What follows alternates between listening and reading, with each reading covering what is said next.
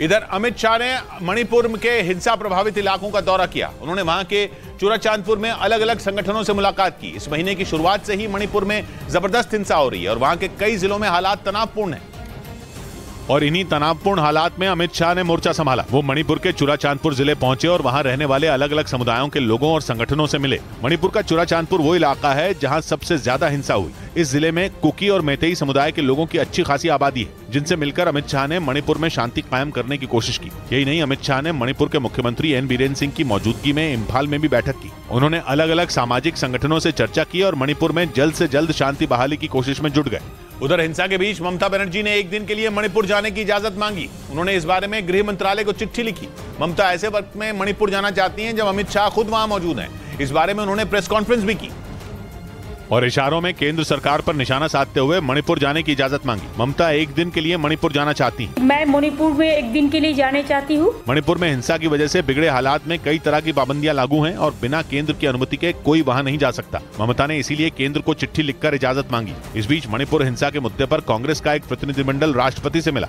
इधर भारत की खुफिया एजेंसियों के सूत्रों ने दावा किया कि चीन मणिपुर में सोशल मीडिया के जरिए भारत विरोधी माहौल बना रहा है।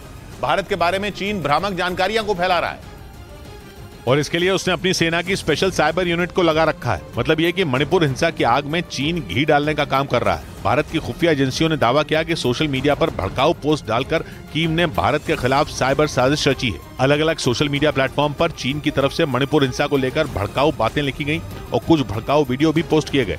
उनमें से कई वीडियो तो ऐसे थे जिनका मणिपुर हिंसा से कोई लेना देना तक नहीं था। चीन की तरफ से सोशल मीडिया पर भारतीय सुरक्षा बल और सेना पर मानवाधिकार हनन के आरोप लगाए गए।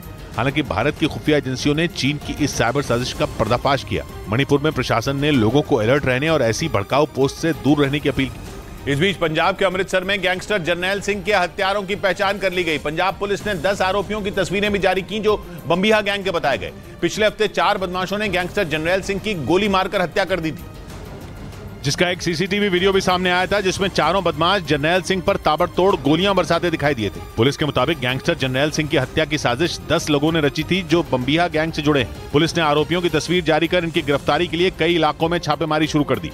बम्बिहा गैंग पहले ही गैंगस्टर जरनैल सिंह की हत्या की जिम्मेदारी ले चुका है। एक फेसबुक पोस्ट के जरिए बम्बिहा गैंग ने ऐलान किया था कि उसके इशारे पर जरनैल सिंह की हत्या की गई थी। इधर दिल्ली के लक्ष्मीनगर इलाके में बदमाशों ने एक दुकान के बाहर सरेआम एक आदमी पर चाकू से हमला कर दिया। ये घटना उस वक्त हुई जब कुछ बदमाश वसूली करने के लिए एक दुकान में जबरन घुस गए और जैसे ही दुकानदार ने उनका विरोध किया, बदमाशों ने उस पर चाकू से हमला कर दिया। इस घटना का जो वीडियो सामने आया उसमें एक दुकान के बाहर 4 बदमाश कुछ लोगों से हाथापाई करते नजर आए। तभी एक बदमाश उस दुकानदार पर चाकू चलाने लगा। अचानक हुए हमले की वजह से वो आदमी जमीन पर गिर गया। चीख पुकार सुनकर वहां कई लोग इकट्ठा हो गए, जिन्हें देखकर दूसरे बदमाश ने हवा में फायरिंग कर दी, जिससे वहां मौजूद लोग दहशत में आ गए। बाद में सारे बदमाश वहां से फरार हो गए। इस घटना में 2 लोग घायल हो गए, जिन्हें अस्पताल में भर्ती कराया गया। घटना की जानकारी मिलने के बाद पुलिस ने आरोपियों की तलाश शुरू कर दी। उधर दक्षिण अमेरिकी देश चिली के एक बीच पर सैकड़ों की संख्या में मरे हुए पक्षी देखे गए, जिससे स्थानीय लोगों के साथ ही अधिकारियों में भी हड़कंप मच गया। बर्ड फ्लू के शक में उनके सैंपल जांच के लिए लैब भेजे गए, जिससे इतनी बड़ी संख्या में पक्षियों के मरने की वजह का पता लगाया जा सके। क्योंकि बीच के किनारे एक साथ सैकड़ों की संख्या में हुई पक्षियों की मौत से कई सवाल खड़े हो रहे हैं और इस घटना ने दक्षिण अमेरिकी देश चिली के लोगों में पर्यावरण से जुड़ी चिंता को भी बढ़ा दिया। आशंका जताई गई कि बीच के किनारे मरे हुए पक्षियों की मौत की वजह बर्ड फ्लू हो सकती है।